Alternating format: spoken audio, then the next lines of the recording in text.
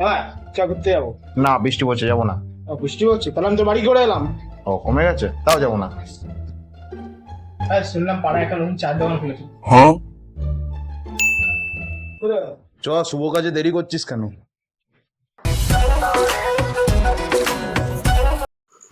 আচ্ছা বেবি, তুমি কি করছো? এই যে বেবি, চা খাচ্ছি। ইস, চা আবার কেউ খায় নাকি? তোদের প্রবলেম হয় না? চাতে তো চিনি থাকে আর দুধে তো অ্যাসিডিটি হয়ে যায়। এই, লজ্জা লাগে না রে? মুখ সামলে কথা বল। তোর থেকে চা বেশি ইম্পর্টেন্ট আমার কাছে। আজকের পর থেকে ফোন করবি না আমাকে। ব্রেকআপ, চল। কি শেষ? মা, এক কাপ চা করো তো।